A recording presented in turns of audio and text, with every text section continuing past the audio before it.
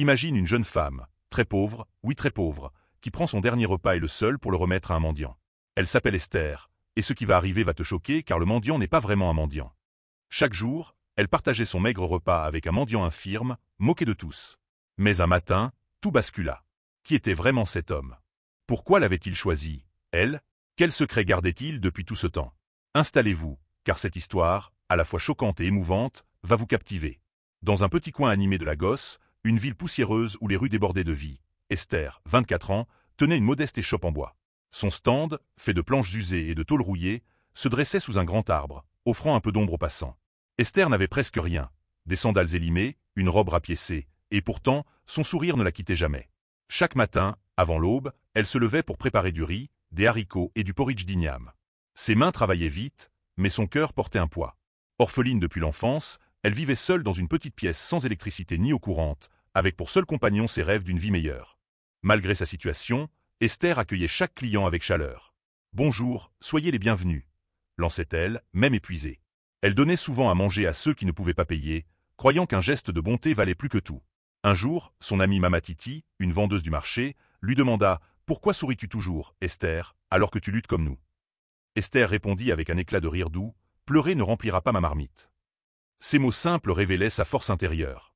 Elle vivait dans la simplicité, mais son cœur débordait de générosité. Un après-midi, alors qu'elle essuyait son comptoir, un bruit familier attira son attention. CRC, cric, cric. C'était le son d'un vieux fauteuil roulant sur les cailloux. Un mendiant infirme, que tout le monde appelait Papa J, venait chaque jour s'installer près de son échecominque. Ses jambes étaient enveloppées de bandages crasseux, sa chemise déchirée, son visage couvert de poussière. Les passants se moquaient de lui, riant ou détournant le regard. « Regarde ce vieux fou », murmurait-on. Mais Esther, elle, le regardait autrement. Pour elle, il n'était pas un paria, mais un homme. Elle l'appelait affectueusement Papa J. Ce jour-là, le soleil brûlait, et Papa J semblait plus faible que d'habitude. « Tu n'es pas venu hier, Papa J, » dit Esther doucement. Il baissa les yeux, sa voix tremblante, « J'étais trop faible. Je n'ai rien mangé depuis 2 jours. » Esther jeta un coup d'œil à sa table. Il ne restait qu'une assiette de haricots et d'igname, son propre repas. Sans hésiter, elle la posa devant lui. « Mange, » dit-elle simplement. « Encore ta dernière assiette, » murmura-t-il. Elle hocha la tête, « Je peux cuisiner chez moi. » Les passants les observaient, perplexes. « Pourquoi nourrir ce mendiant ?» demanda une femme. Esther répondit, un sourire dans la voix, « Si j'étais à sa place, n'aimerais-je pas qu'on m'aide ?» Jour après jour, Papa J revenait. Il ne mendiait jamais, ne demandait rien. Il restait là, silencieux, son fauteuil bancal garé près de l'échoppe. Esther lui apportait toujours une assiette chaude, qu'il s'agisse de riz jollof ou de haricots. Elle servait chaque plat avec un sourire, comme s'il était un client comme un autre. Les autres l'ignoraient, mais pour Esther, il comptait. Un jour, alors qu'elle servait du riz jollof à des écoliers, elle remarqua Papa J à sa place habituelle. Elle prépara une assiette, y ajouta 2 morceaux de viande, un luxe rare, et s'approcha. « Papa J, ton repas est prêt, » dit-elle en s'agenouillant près de lui. Il leva les yeux, fatigué mais reconnaissant. « Tu penses toujours à moi ?» demanda-t-il. Esther posa la main sur son épaule. « Même si le monde t'oublie, moi, jamais. » Soudain, une grande voiture noire s'arrêta devant l'échoppe. Un homme en descendit, vêtu d'une chemise blanche immaculée et de chaussures brillantes. Il était grand, imposant, avec un regard perçant.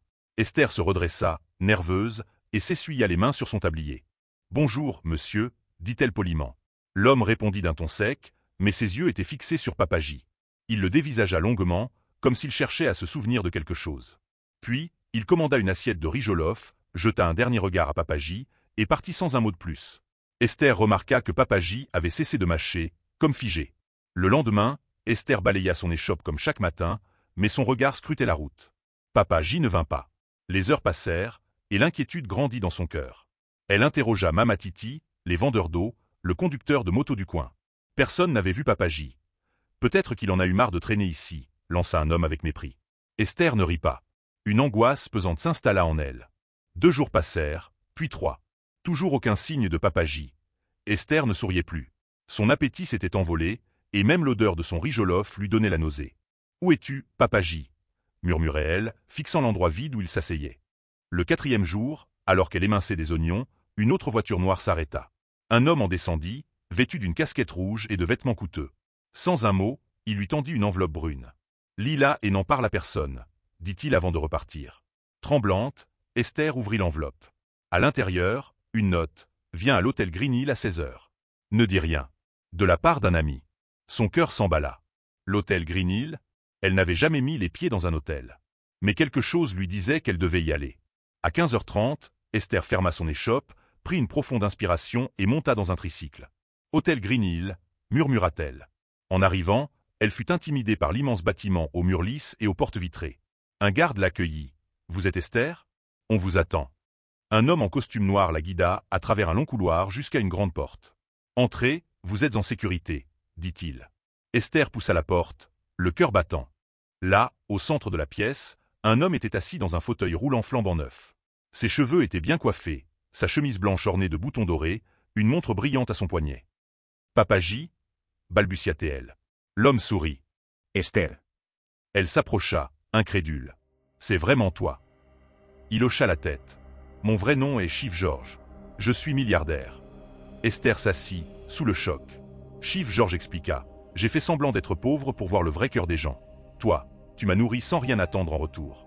Tu m'as traité avec respect, malgré les moqueries des autres. » Il marqua une pause. « Chaque année, je choisis 10 personnes au grand cœur et je les aide à devenir millionnaires. Tu es l'une d'elles. » Puis, à la stupéfaction d'Esther, il se leva de son fauteuil. « Tu peux marcher » s'exclama-t-elle. Il acquiesça, je voulais savoir qui m'aiderait, même en me croyant brisé. Chief George l'invita à le suivre. Ils sortirent de l'hôtel, où un convoi de SUV noirs les attendait. Esther monta, encore abasourdie. Après un trajet à travers la ville, ils s'arrêtèrent devant un bâtiment somptueux, un restaurant de luxe. Au-dessus de l'entrée, un panneau, Esther S. Place, maison des repas savoureux. « C'est à toi », dit Chief George, lui tendant les clés. À l'intérieur, tout était parfait. Table en verre, chaise moelleuse, cuisine équipée. Esther, en larmes, tomba à genoux. « Tu m'as nourri quand je semblais n'être rien, » dit-il. « Maintenant, les puissants viendront manger chez toi. » À partir de ce jour, Esther devint la propriétaire d'un restaurant prospère. Mais elle n'oublia jamais ses origines. Chaque semaine, elle envoyait des camions distribuer des repas gratuits aux plus démunis. « Mangez bien, vous n'êtes pas oubliés », disait-elle à ceux qu'elle servait. Un jour, un employé lui demanda pourquoi elle faisait tout cela. Elle répondit, la main sur le cœur, « La gentillesse m'a menée ici. Je dois la transmettre. » Cette histoire nous enseigne une leçon puissante. Un acte de bonté, même petit, peut transformer une vie. La générosité d'Esther, offerte sans attente, lui a ouvert les portes d'un avenir qu'elle n'aurait jamais imaginé. Alors, qu'en pensez-vous? Partagez vos réflexions et restez à l'écoute pour d'autres histoires inspirantes. La gentillesse n'est jamais perdue, elle trouve toujours son chemin.